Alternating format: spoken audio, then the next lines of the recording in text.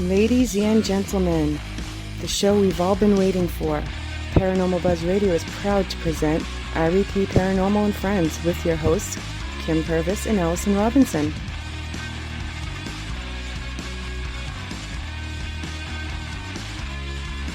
Live every Thursday night on Spreaker, 8 p.m. Eastern, 7 Central, 5 Pacific. Be sure to check out their Facebook page, REP Paranormal Busters.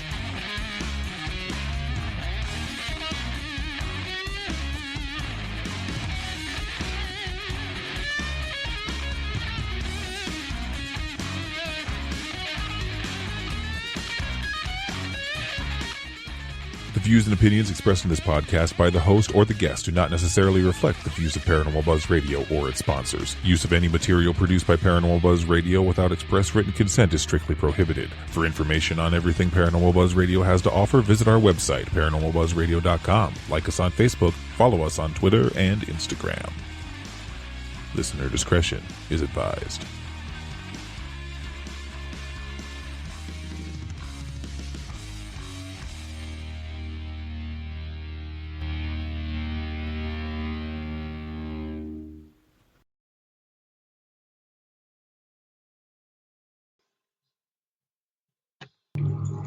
All right, everybody, welcome to another night of REP Paranormal and Friends. We have special guests tonight. We have Matt Warner from Warner Paranormal, so welcome.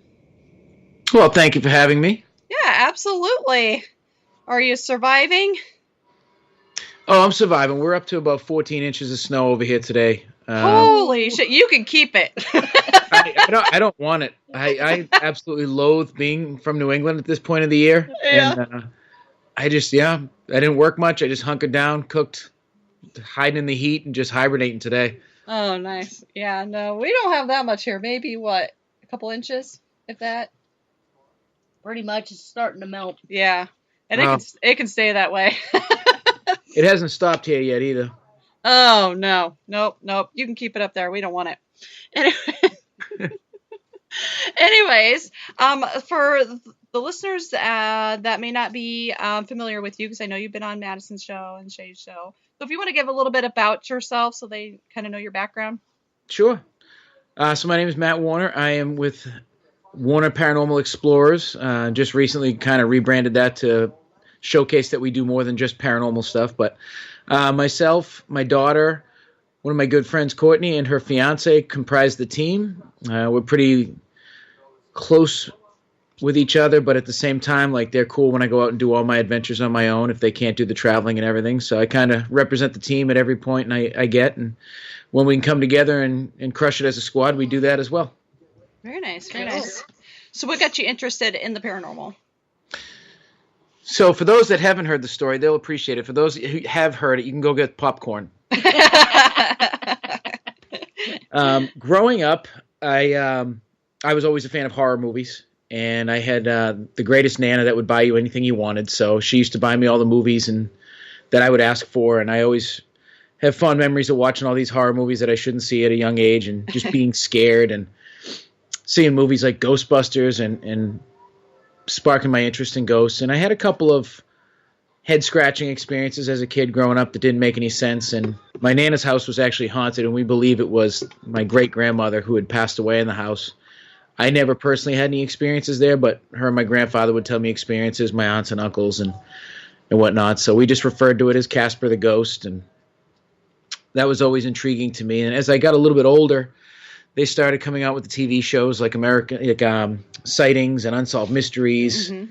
And then a couple years later, Ghost Adventures, Ghost Hunters, all those types of shows. It made me realize that it was more normal and more common than I had expected. And during that period of time, we had to do it the old-fashioned way and actually read books and go to the library and all these crazy old-fashioned places. So I would just get as many books as I can and research and read and all the Hans Holzer books and things of that nature. And I got into trying to find out as much as I could local lore in my area, and then just went out and started trying to, at the time I didn't know it was investigating, but what I was doing was investigating. I was kind of just treasure hunting at the time and haven't stopped since. Very nice, very nice. So what made you put like a group together?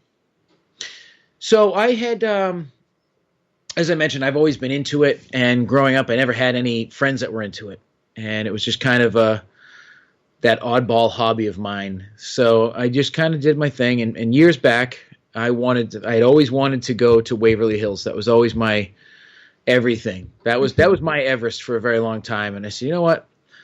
My 35th birthday was coming up, and I said, I made the conscious decision. I said, I'm booking Waverly private.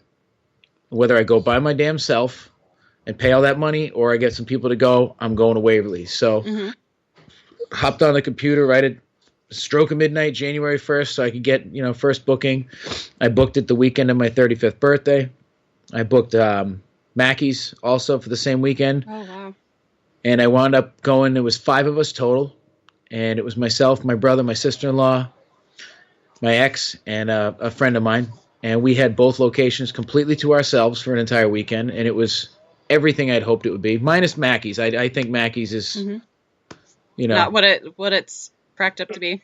No, it's all blown out of proportion. That's not to say you shouldn't go check it out if you've not been there, but I won't give them any money. Oh, yeah.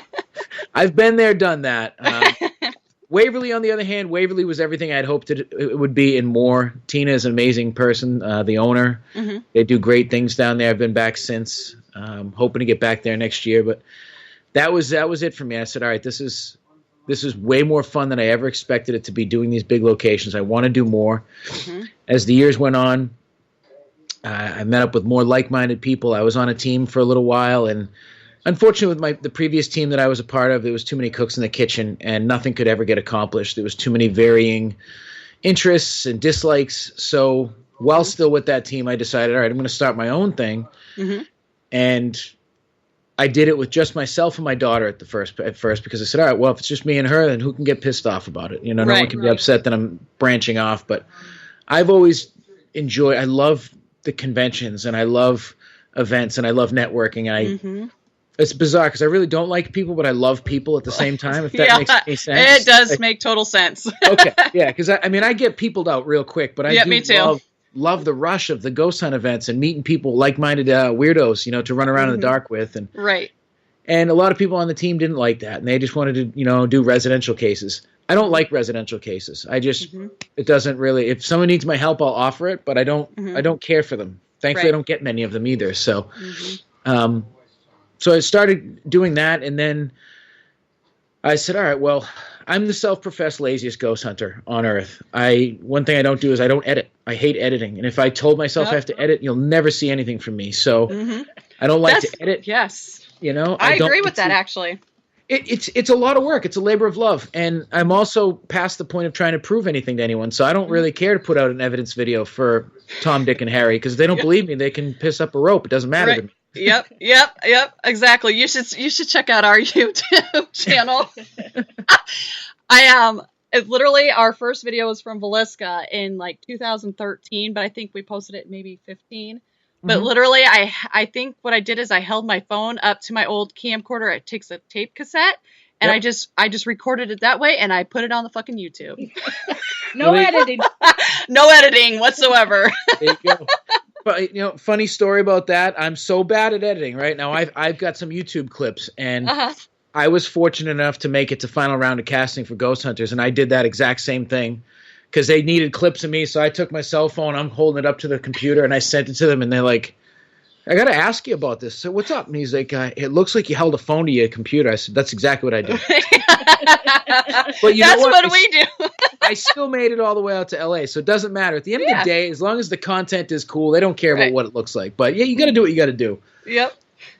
So to round out the team, I brought my friend Courtney in, who loves researching and things like that. And what I like the best is her to be the only one to know the information of a location. We all go in blind and just feel things out, see what happens, see if we can corroborate with the evidence that we catch versus what she found ahead of time. And it's worked really well. And then, then not long after that, my old team dissolved and that all fell apart. And thankfully I'd already had this in place and been rocking and rolling with this for a little over 2 years, and having, minus the COVID aspect of this year, it's been the best year ever for my team and myself.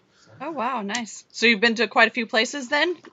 Or this year, I've been to 14 different states during the pandemic to go. Holy shit. A lot of COVID tests along the way. Yeah, I bet. I said I can either be miserable like most people, or I can just make the most of a shit sandwich and and do it. And yeah, that's what I did. And I went to some amazing places this year. I met an incredible amount of Facebook friends for the first time in real life. That's become more common than not nowadays. Mm-hmm. And I just got to really see the country and enjoy these locations that I'd never been to, and the camaraderie out there. And it's amazing how many good people are out there to offset, the few idiots that we all encounter. Oh yeah, exactly. That's what, Kim and I like to do that stuff a lot. We haven't really been out of the state much yet. We went to Kansas last year, but we love to go to like the events like you said, or we get with other teams, to collaborate on something, because I feel like you can learn other things, and, they can learn from you, you can learn from them, and see the different techniques and everything. So I think that's awesome that, you get out and do those things too. But what would you say? Where are you guys based out of? We're from Iowa. Iowa, okay. Yeah. That's on my list. We just had we were just chatting last week on a podcast that I do with Johnny Hauser last week. So oh yeah. Villisca's been on my list forever. That was our very first investigation. Oh yeah, there you go. And Melbourne's a half hour away. Yes. On my list. You gotta hit Melbourne. When I make it to Iowa, I'm doing a bunch of stuff. And Madison was telling me about the YMCA over there. And she can go here. Yep. Uh-huh. Yep. Yes. There's a lot of awesome places, so you're gonna have a lot to do. So that's kind of what I did this year. I said, all right, I'm going to go to a location, and I'm going to cram in as much as I can for a long weekend. Because if I go to Iowa, I want to do a bunch while I'm there, because I don't know anything about Iowa otherwise. Well, you're going to see a lot of cornfields. That's about it. Cornfield and cows. I expected that.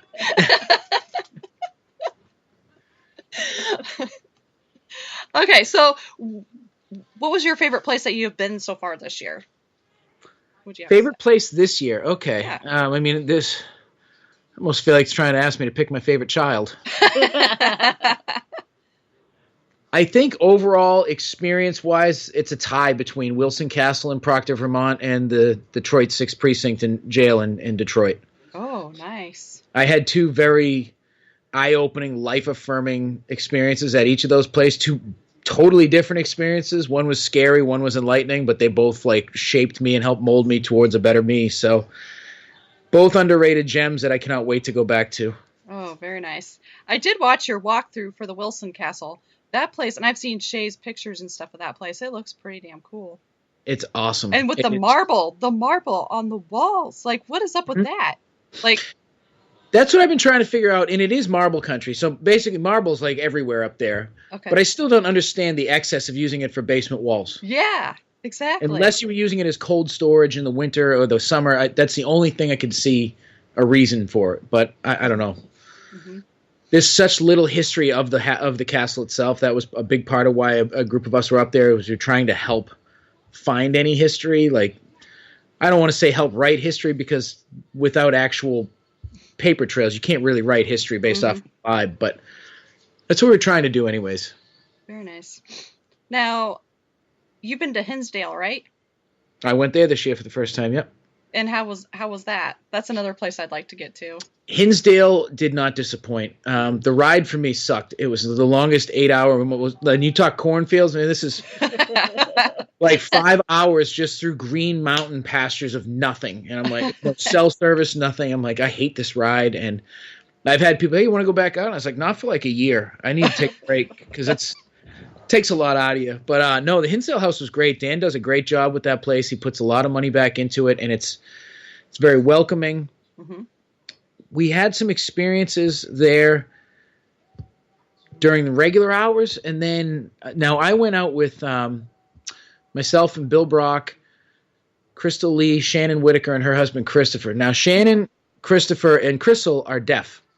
Oh, okay. Their senses are everything but hearing. Right. Bill and I are the only two that could hear, and that was a whole other dynamic. Mm-hmm. One, you realize how loud deaf people are when they're walking around, because they don't know that. They don't know, yeah. And I'm just saying, I'm man, these people are freaking loud for deaf people, And, but, they're absolutely amazing people. And after I wound up going out into the woods with the three of them, Bill stayed in the house. So I was the only ears out in the woods.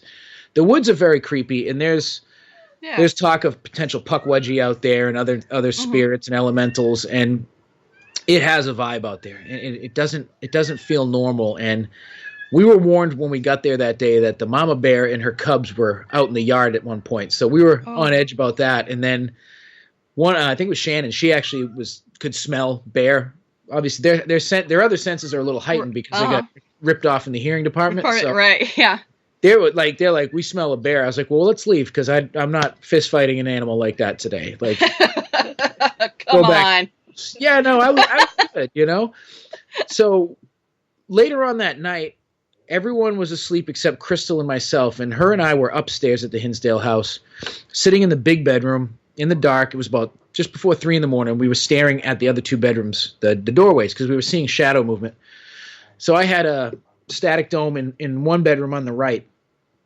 And unbeknownst to me, she had a paranormal music box in the other room. I had never even seen one of these things prior to this investigation. I'd heard of them, but didn't know anything about it. We're just sitting there, pitch black, and this thing starts playing the creepiest music you'll ever hear in your life. Oh. And I'm like, and I know she can't hear it, so I'm like, what the hell is going on? Like, what is this? And it's eerie as hell. So she notices what's going on, and we look at this thing, and this thing just keeps going off and off. We go into this little room, and it doesn't, like the energy just feels really off in this little room, and we try to reset it, set it down, walk away, the thing starts going off again.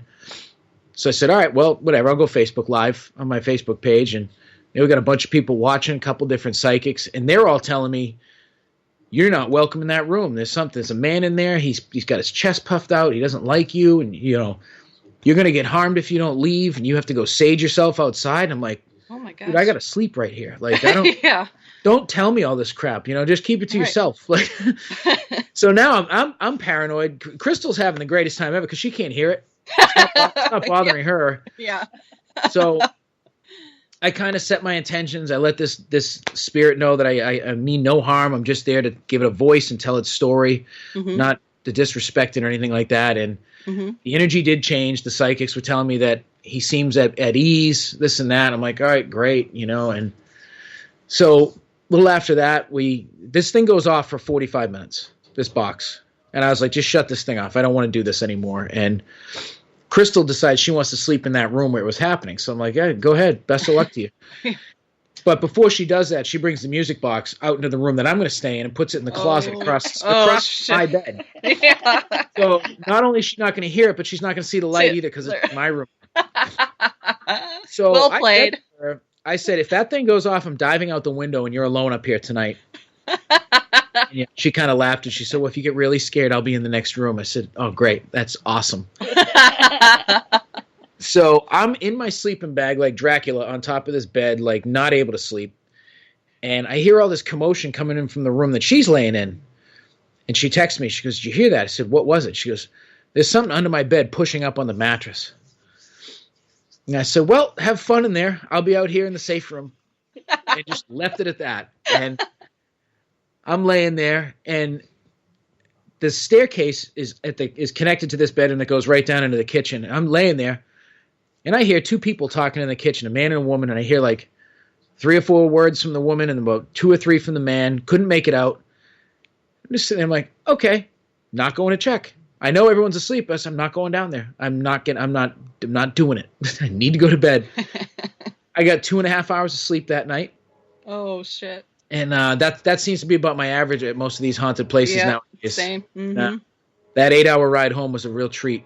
Oh, I bet. Oh gosh. Yeah, no kidding. I had an invite to go up to a cemetery that night in Maine.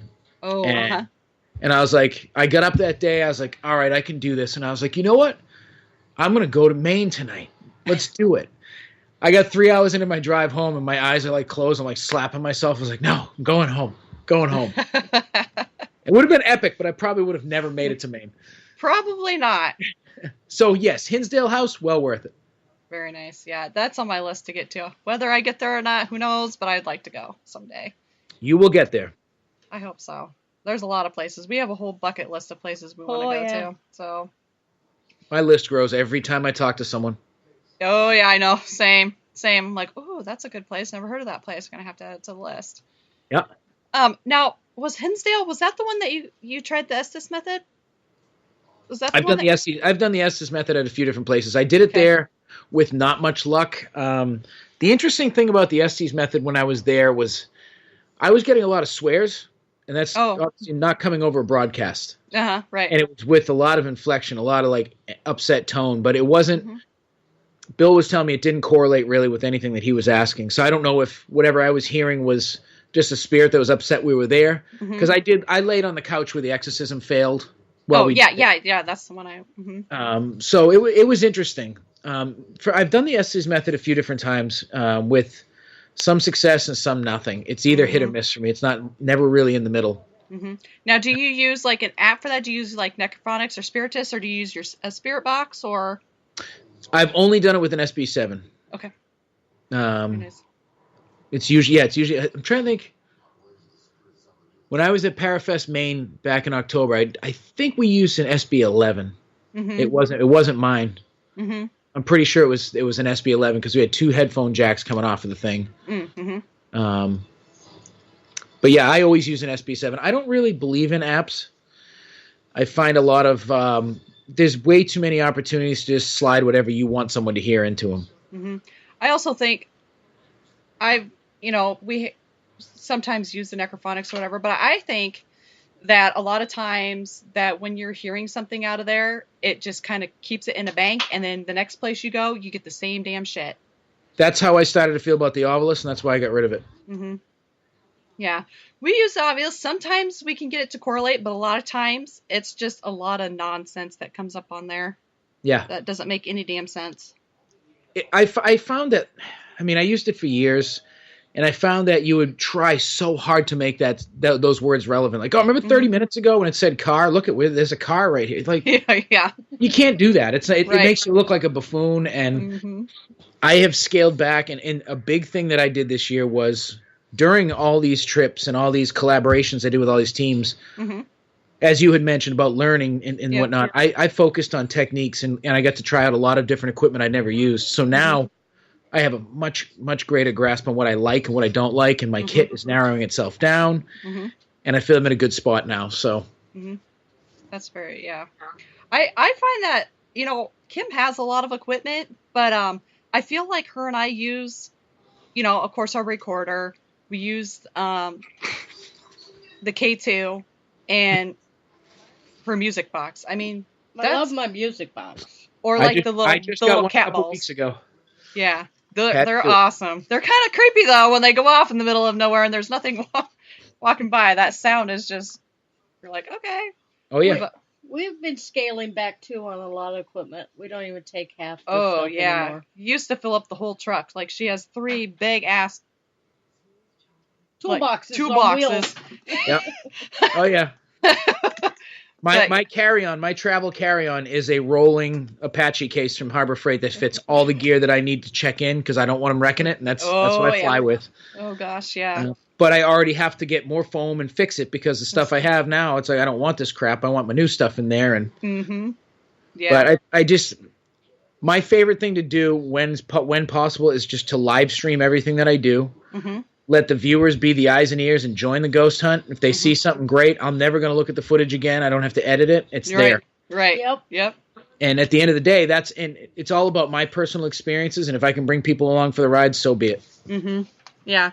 We tend to go Facebook Live or do Periscope, but I've never done like YouTube Live or anything like that. I'm not very tech savvy, but we do like to do that because we do have a lot of people catch stuff that we're not seeing while we're live. So. And then it's there for us to go back and look at because they'll say like, oh, you need to go back to this time and see if you see anything or whatever. And it gives these people an opportunity to go to a place they're likely never going to see. Right. Yep. Exactly. Yep. Yeah. We do that. Yeah. Like you did the Wilson Castle thing. We do like walkthroughs before we start an investigation so people can see where we are at and everything. Because like you said, a lot of people are never going to get there. So. Well, we got one girl that follows us. But she's been invited to go with us, but she's too scared. But she'll watch us on live feed. Yeah, she'll watch us on live feed. She doesn't realize it's not nearly as scary when you're there. Yeah. Right. Yeah. Exactly. But yeah, she's always trying to watch us on live. But yeah, we haven't got her to come with us yet. So hopefully one day we will. There you go. Yeah. So out of your equipment, what is your favorite piece of equipment, would you say? So this is going to sound tacky, but besides myself, because we all know ourselves are our greatest tool. I love dowsing rods. Dowsing rods, yeah. Mm-hmm. Those have become so much more capable in my hands over the past year. I've had a lot of energy and Reiki work done to me. Oh, nice. Cleansed a lot of negative crap that I was carrying around, and all my psychic abilities that I've been told all these years I have are starting to poke out when they feel like it. Mm-hmm. So now I'm much more of a magnet for these spirits, and they just come to me. And I've had the rods for a while, and before I had all this work and focus on myself, they didn't really do much. But now they work like a charm. And I still, every time I go live with them, I tell people, I'm like, this is going to look hokey as shit, but deal with it, because this is what this works. I'm not trying to sell you anything. I know what's going on, but they're kind of boring for people to watch, but I love them. They definitely, I mean, they're good. They're great for yes and no's, point questions. And I did one of the very last investigations I did this year back. It was actually Halloween night. I did Washington County Jail in New York. The hell, New York, Salem, New York, I think it is. I went with my friend Steve Brott, and he was doing an event, and I was just there as his guest, just to come out and hang out with him. And I'm just off in the corner doing my thing with the rods. And a little later on, he was asking the guests, he said, what do you guys want to do? And they're like, can the guy with the rods come and do some stuff for us? And they were totally into it. And it's usually, you get two trains of thoughts. Usually people are fascinated by it, or people are like, this is a parlor trick, I want nothing to do with it. But at the end of the day, all the stuff that we use that lights up and beeps and all that stuff, that could be anything too. Right. You just you have to have that open mind. Exactly. Damn thing wants to update. There we go. Every time, it never fails. It always wants to update while we're doing a show. I don't know why. Of course it does. Murphy's Law. Yeah. Yep. We got a new piece of equipment we're trying. We just haven't gotten it to happen yet. But we bought an Etch-a-Sketch. Oh, yeah. We figured if a spirit can move doors or something, why can't they turn a little white knob?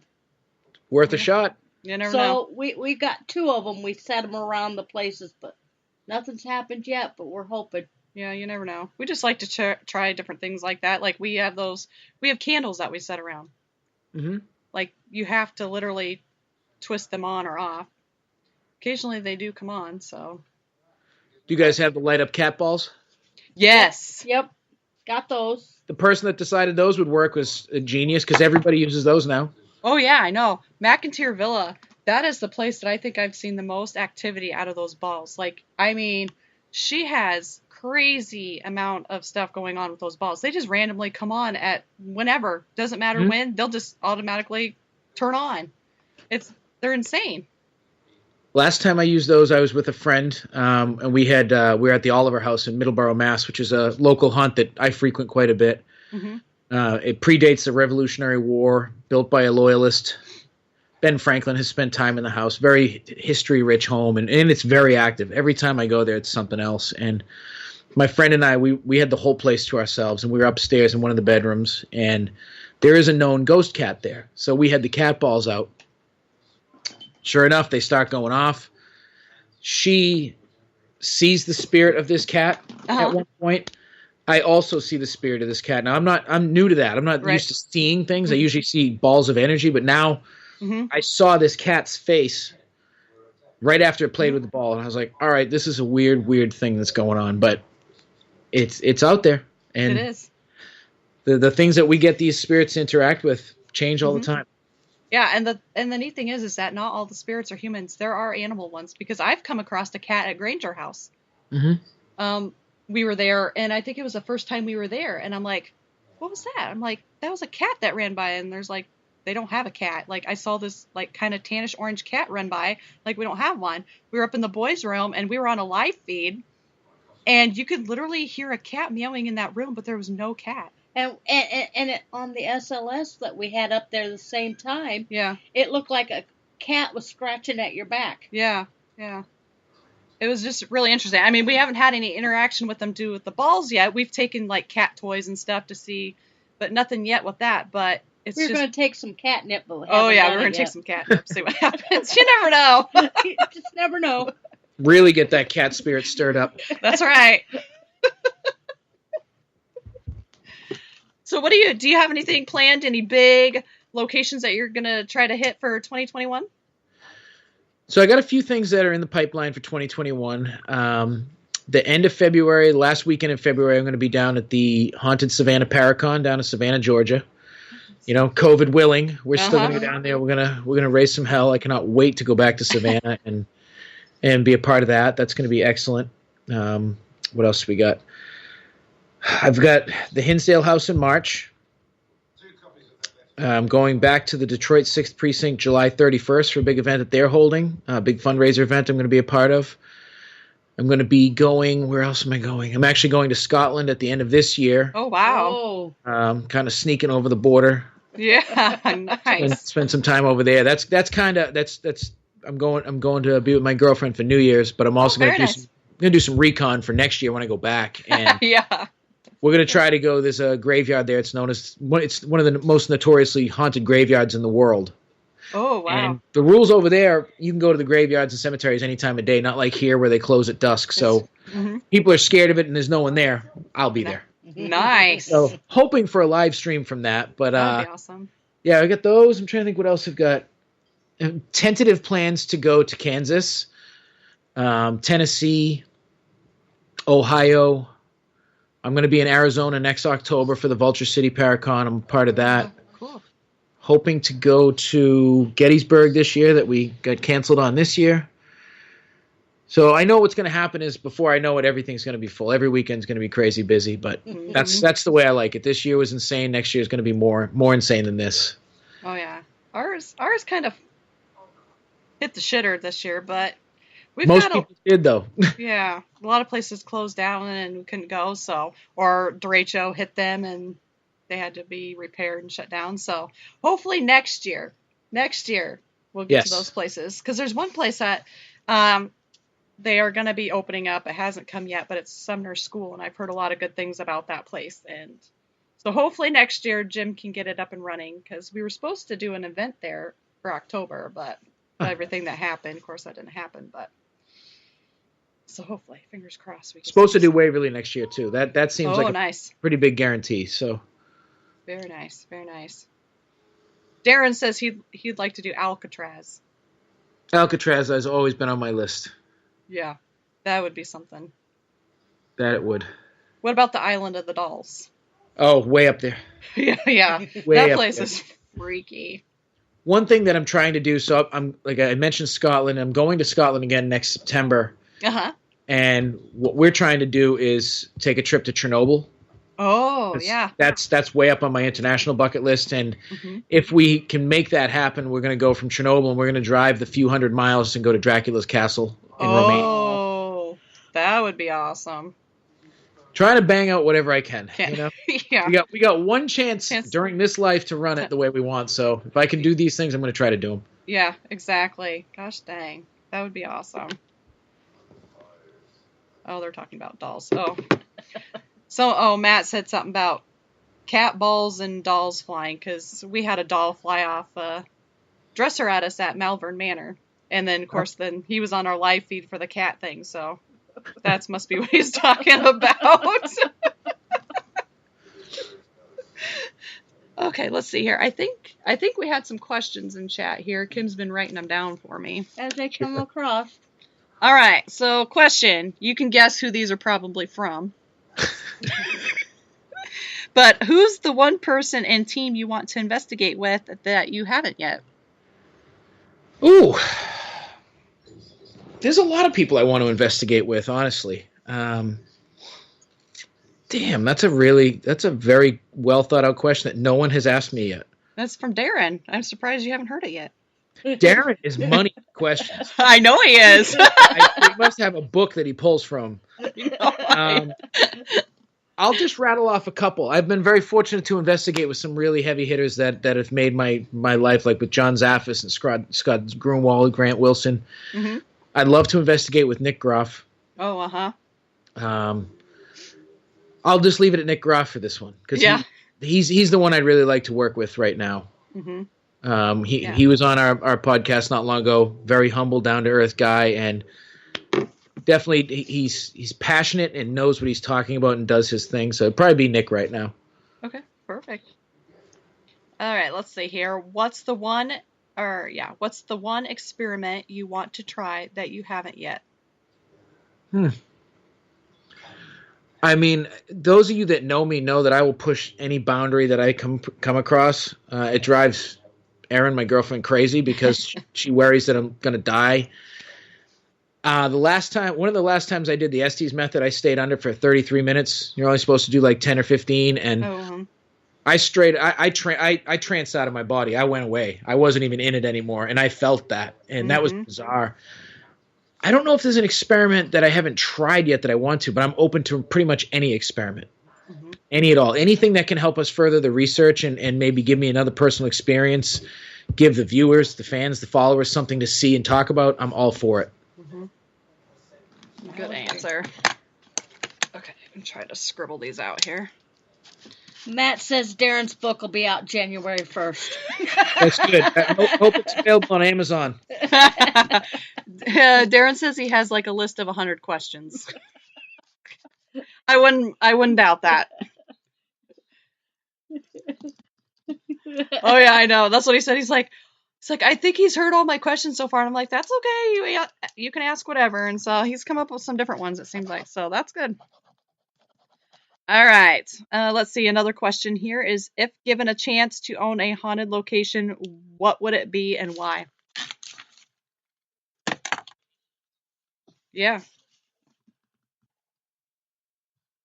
Oh. Mm-hmm. Cool.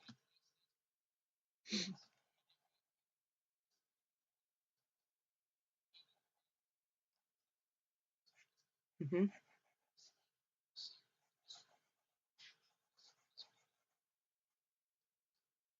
Mm-hmm. Yeah.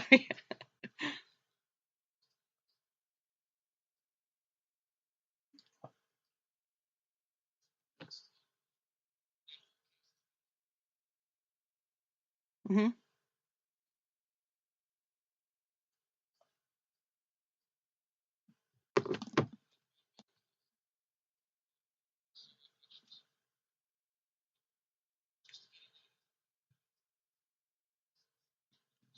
Very nice. They're saying that our volume turned low. I haven't touched anything, so maybe they're just wanting you to speak a little louder. I don't know. I can hear him. I can hear you just fine, but they're saying that their volume went low. Maybe they just need to turn up their hearing aids. I don't really know. That's right. That's right. Damn straight. Because we haven't touched nothing. Yeah, so. we haven't touched anything. I know for a while we were having some crazy crap going on with this, and we sound like robots, but but it's been good the last couple times, so knock on wood. But yep. Matt's like, he's like the whisper on the wind. I don't know what to tell you. Crank up the hearing aids. All right, so let's see here. I had another question, and now it's just kind of lost my mind over that. Let me think here for a minute. I don't Okay. know. Oh, okay. I know what it is. What are your thoughts on the Amityville? Like, what do you think really truly happened there, in your opinion?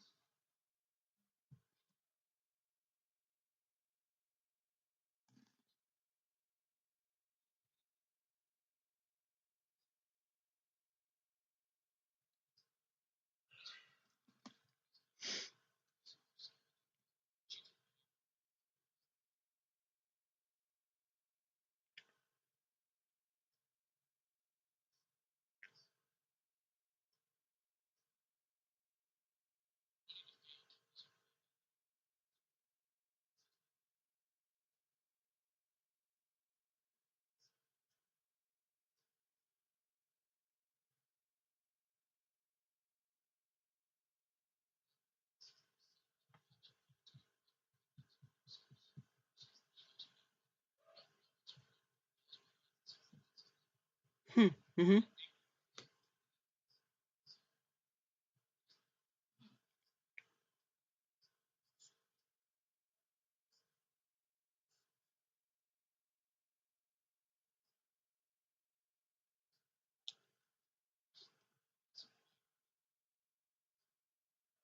been a moneymaker? Could it have been this? I don't know. None of us will ever truly know, but I know one of the sons still claims that it all happened. He's had interviews, and he still claims it all happened, and DeFeo's in prison still in upstate New York, and his story changes every few months, so who knows what he's thinking about. Mm-hmm.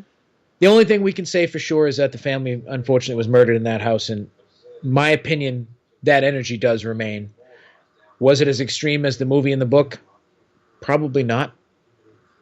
But we'll never know unless we get allowed to investigate in there. And you know what? Even if I went in there and found the place wasn't haunted, you know how much money I'd make selling people tickets to find out if it was? Millions. Yeah. Oh, yeah, exactly. Yeah, you would. Because everybody wants to know. That's it. At the end of the day, if I walk in and say, you know what, it's not haunted, that doesn't mean you're not going to want to pay to come see it and find out for yourself. Mm-hmm. So, right. And then that's the thing that irritates me is, you know, anyone that's done a bunch of investigations, you can go to a location and have nothing happen. It doesn't mean it's not haunted. This isn't a zoo. They're not ghosts aren't performing on command for you.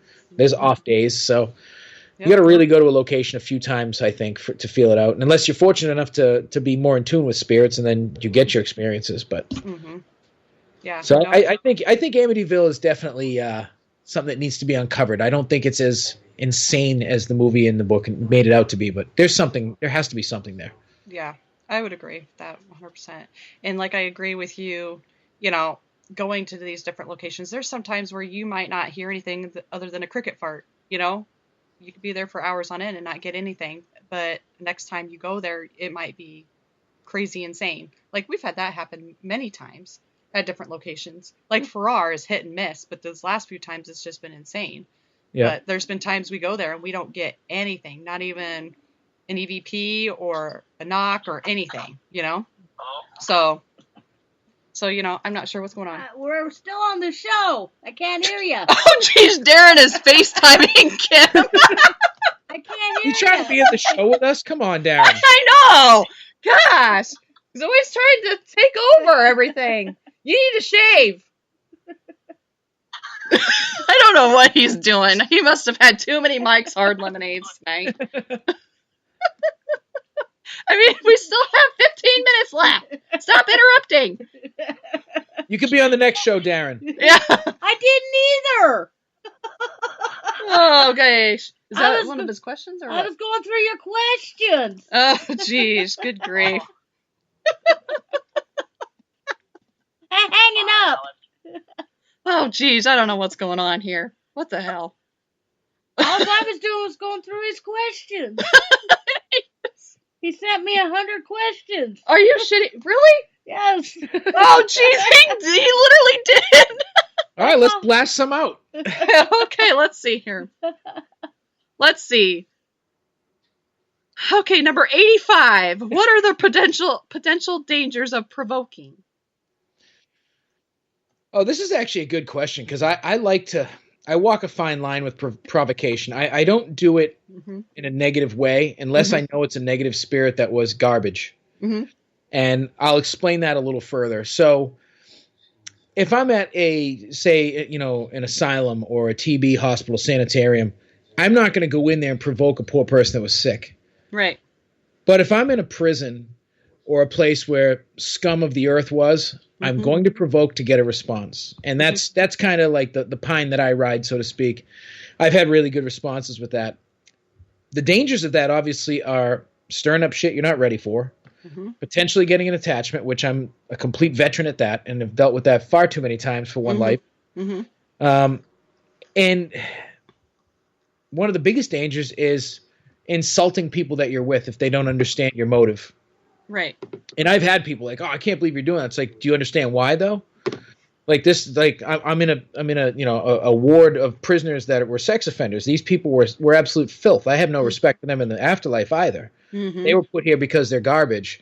I'm going to treat them like garbage, and I'm going to bring them back around. So there's always a method to it. I'm very respectful of spirits, locations, all of that, unless they don't deserve it. Just like real people. Right. Yeah, exactly. Yep. You know, everyone gets the benefit of the doubt. Get what you deserve. Oh, let's see here. Okay. Let's see. Oh, Darren, he does not have 100 questions because 2 of them are the same damn question. Busted. Just so you know. Okay, let's see. Number 88. How do you feel about laying in a morgue? Been there, done that more than once. I've done that at Waverly Hills, Rolling Hills Asylum, an abandoned hospital near myself. My daughter and I actually laid in the one here.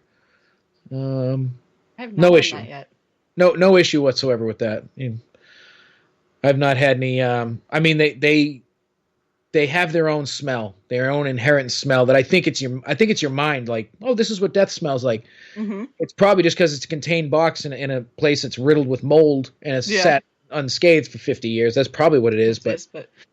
And claustrophobia, if you allow it, will set in. But I've never had any issue. Mm-hmm. That's something we have not yet done. No, we haven't had a chance to. No, we haven't had a chance to yet, but I recommend it to everyone, at least once. we'll have to add that to our list to do. I would do it. Okay. Number 70. This is an interesting one. What would you do if you came across a portal like the movie Coraline? I'd jump right through it. There you go. I wouldn't even hesitate. I really wouldn't, because, this is great and all, but what else is out there? There's going to be something better than this. Like, I kind of feel like it's hard to put into perspective. We all have different beliefs, and I feel that we're just in another dimension that's just slightly different than where the spirits are. And I think the spirits just cross into ours every once in a while, whether it be through a portal or whether it just be a thinning of, the veil that they speak of, like a thin wall. I don't really know, but if I could walk through something and come out into another realm, hell yeah, I'm all about it. I think about the consequences when I get there. Yeah, that's right. It's one way to look at it. I don't know. I might be kind of chicken shit. I might want to do it because I'd have that curiosity. But then could you imagine if you didn't and it closed? You would wonder for the rest of your life. I know. Yep, I would too. Exactly. Just like I do on a math problem back in school, You double guess yourself, second guess yourself. All right, let's see here. Let's see what else he's got on this list. Holy, I can't believe he sent all this. Good Lord. That one I've already asked. Okay. Does sea salt and sage actually protect your house from spirits trying to come in? See, the salt thing I don't know because I've never done anything with salt. I actually am in the process of making my own black salt for protection, but more to keep my haunted stuff at bay. Mm-hmm. Sage, and from my knowledge of it, won't protect anything from coming in, but it will help keep things. It'll help get rid of things that are already there. Mm-hmm. More so Palo Santo than sage. Sage is just gonna kind of cleanse energy, but where Palo Santo will attack the negative energy, you throw in like the dragon's blood sage, and it expels all of that stuff. I'm constantly burning sage and Palo Santo and dragon's blood in my house because I don't want to have any negative energy in here. And I have a ton of haunted/enchanted things in this house that like to have their own run of the place, and I need peace. Oh, nice. Oh, so you got a haunted collection? I do. Yeah, I have a few dozen different things scattered about my living room that have their own energy to them, some more than others. And eventual goal is to display this collection somewhere, whether it be a museum someday, for research purposes or something along those lines. I have people that give me things all the time now and reach out to me, send me things that they can't have, and a lot of Ouija boards, things like that. The usual bunch of dolls, just stuff strewn about. But try to keep it all at bay while it's here. There you go. Oh, let's see here. Kim, put on. Let's see. I'm trying to figure this question out here. Oh, okay. So when a psychic channels a spirit, do you think that they can solve cold cases? I think if the psychic is legit and good enough, they might be able to. And it would also come down to how much that spirit is able to tell this psychic, depending on that connection, because I've never had that kind of a connection. I've never interacted with a spirit on that level. I'm just learning now that I can actually see spirits. That still bugs me out because it used to just be peripheral, but now I can see mist and manifestations and energy forms, and it's weird. And I don't know that I want to get to the level where I can sit and chat with someone and be like, oh, so what happened to you? You want to tell me where you're buried? Like I can't comprehend that stuff. But do they talk to you? Do you get like names or like visions of like what might happen to them or anything like that? Not yet. You just wait. All I get is I just get the the spirits, the energy, and feelings of like, usually like sadness or heaviness and things like that, but no names or any of that. I don't know if that's something I'm going to ever have the ability to. It's just something I'm slowly accepting because I'm not ready for it. Yep. But to answer that question, I would like to think that the right psychic connection could. Let's see here. Do you have a question? No, I'm still skinning here. Kim's scrolling because some of these are like a novel. They're seriously long questions. Darren's put a lot of time into this list. He has. He's done an excellent job. He really has, and we've investigated with him a couple times, and he does a really good job. Darren should be selling this list for a few bucks to every podcast out there. No kidding. He can make some serious money on that. Yep. There you go, Darren. Download. That's right. That's right. Let's see here. It's already asked that one. Yeah, some of it we've already asked. So. Okay, so if the situation arises that an exorcism needs to be done, do you think you could do one? Absolutely not. I don't think I would. I don't know a damn thing about exorcisms. I know two good people that could do it, and I'll surely be there to watch it go down. But there's, I am smart enough to know my areas of expertise, and I'm not an expert in anything, and it certainly is not going to be exorcisms. I'm not a religious person. I don't buy into religion really at all, so that's also another reason I wouldn't try. One of the things that during the rods, I'll always ask, do you need help? And I'm always like, I hope you don't, because I can't help you. But yeah. But it's all a learning process. And I think with the exorcism stuff, that's a very unique and special individual that can do that. And the chances of you actually needing an exorcism are so slim that I don't know that I think a lot of that is just trumped up stuff. But again, the answer is no way would I ever try to do that. I wouldn't either. No On the off way. chance that it's a real possession, I don't want to make things worse for the person that's possessed, myself, or anyone else. Yeah. No, I wouldn't want to do that. I don't even have any interest in learning how to do that. I would find somebody who could. Yep. Exactly. No way. No way. I don't want anybody's head spinning around on me. No. Let's see here.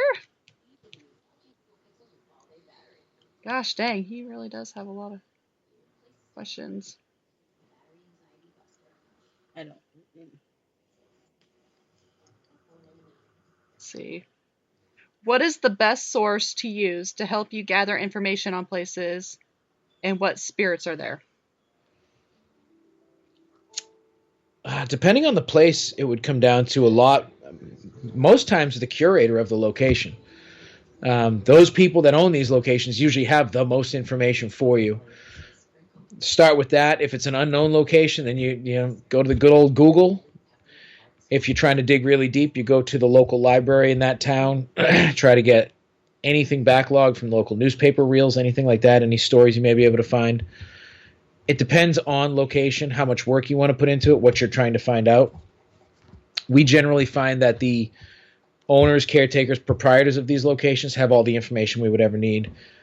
And then if we want more information, that's when we would go those secondary sources. Like anywhere we go, we always Google first. I think everybody does that. And Wikipedia, which is full of false information from idiots. Yeah. Yep. But you get like your Atlas Obscuras and the Reddits and all these other places you can find information if you dig. So that's usually the go-to, just to see other people's stories and then to try to corroborate our own. Good answer. I got a sneeze coming on. Sorry. Oh. Okay, I think I got it. I'm good. All right, let's see if he's got one more, and then I have a question. What am I kidding? He has 100. Well, he's got about, 93 left at this point? Probably. Let's see. Do you think you could lay on an embalming table and the chances of feeling someone else's energy?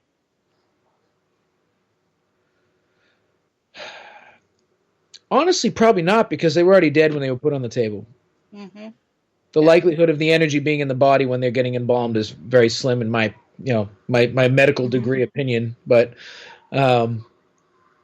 You may be able to, but I think it would be unlikely. I think it would be your mind playing tricks on you, because I've also laid on embalming tables as well. I've not done that yet either. I almost bought one for a kitchen table, but my place is a little too small. Oh and my gosh. I didn't get it. I'm that. Yeah.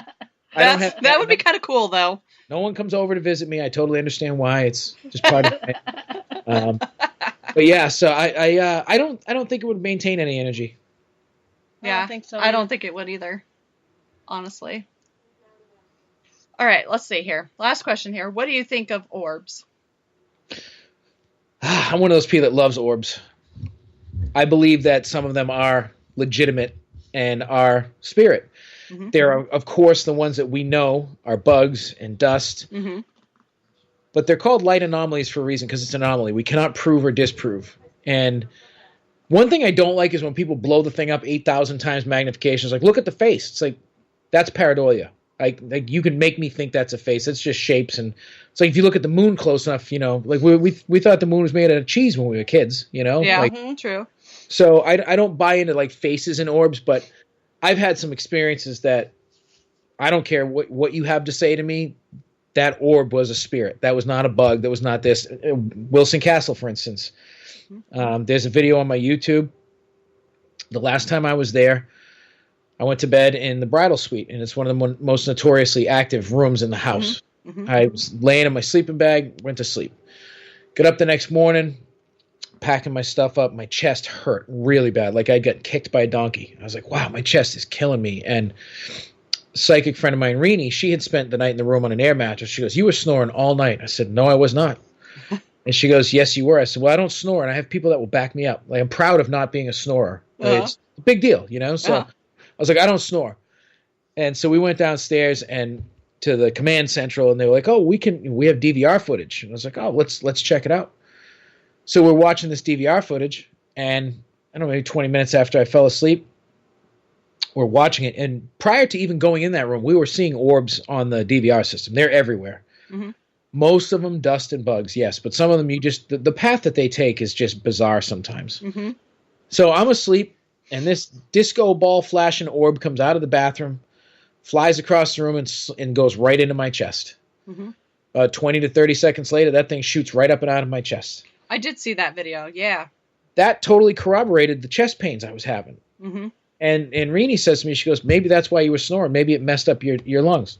Mm-hmm. Maybe it did. Yeah. But when I can put two and two together like that, I cannot deny that orb wasn't something else. Mm-hmm. So I am that ghost hunter that will get made fun of because I buy into orbs. But I think on the flip side of that, those negative Nancys that downplay every orb, they need to open their eyes a little bit. Because it's all unexplained phenomena for a reason. You can't just discredit it. You have to at least look into it. And I will always look into everything. I love debunking stuff, but you can't debunk all orbs. Mm-hmm. Now, have you seen one like literally like with your own eyes, not on video or anything like that? The first, again, Wilson Castle, the first time I had an actual psychic experience, I saw a gray soccer ball sized orb 3 feet from me off to the side of a couch. And it blew my mind. And I was like, what was that? And I even said, I knew instantly it was a little boy. I don't know why, but I was like, I saw you. I know that was you. And this was all part of something that happened to me that night. But I put my hand out because I could feel the tension. And I said, you're safe. You can hang out with me. I'll protect you. And I felt the spirit take my hand. And I felt the energy. I have a child. I know what a little kid's hand feels like in mine, and that's exactly what it felt like. But it was electricity, staticky, and it just blew my mind, But yeah, I have seen them, and it's fascinating and strange, and we're never going to be able to prove it to anybody. But once you stop caring about other people's opinions, it doesn't matter anymore. Yeah, no. The reason why I brought that up is because at Villisca, actually, our very first investigation. Down in the guest room, I would say, my cousin was sitting down there, and I was looking at her, and we were having a little session in there, and we had the recorder going, and we were just talking, and I'm like, there's like this yellow light around your face. I could see this ball, and I'm like, what the hell is that? So I'm like, I'm going to take some pictures and see if it shows up on my camera. The next thing I know, I get rushed, and then all of a sudden I'm freaking out and I'm just sobbing. Like, and And I took these pictures, just like on rapid, and you can't even see my cousin in the pictures anymore because this light had taken over and it's just like this big yellow, orange, whatever. And then the next picture after I feel all that, it's clear. Like, No kidding. Yeah, it was very interesting. I broke down. I was freaking out, bawling, crying. I was freezing. Like, I didn't know what the hell happened, but I mean, I could literally see this yellowish orange ball thing by her face. Wow. So, yeah. Very interesting. Changes your look on things, that's for sure. It sure does. All right. So, why don't you go ahead and let our listeners know that are not familiar with you where they can follow you, your YouTube channel, kind of. Okay. You can find myself and my squad, One of Paranormal Explorers, on Facebook, YouTube, Instagram, Twitter, and I just got it all put together today. It's ready for launch. We haven't put anything on it yet. One of Paranormal Explorers Patreon is launching in January 2021. It is going to hopefully allow us to further our explorations and our travels and bring you, the viewer, along with us to places you may never get to see. And we're trying to get across the country this year, international if possible, and just have a good time doing it. So we're all over social media, easily and readily available for questions and all that good stuff. And no slowing down. Very awesome. Very awesome. And I'll make sure that we share it on all our social media too. So if they didn't hear it or didn't catch it, they can go to our pages and find your information as well. I'll give shout outs to the ones that were in chat tonight. Of course, we had Darren, Matt, we had Kim in there tonight. So thank you guys. Thank you to everybody who's not in chat but listening. We appreciate each and every one of you. Next week we'll be off due to the holidays. We'd like to thank Matt for being on the show tonight. Awesome. Loved it. Thanks for sticking with us. And then, of course, listening to and answering some of Darren's questions. He's always great with those. And we will be doing a New Year's Eve one. Yeah, we will be doing a New Year's Eve one. I haven't decided what I want to do yet, but I'm sure we've got some tricks up our sleeves. So thank you once again for being on. Thank you, everybody, and peace out. Thanks for having me. Yeah.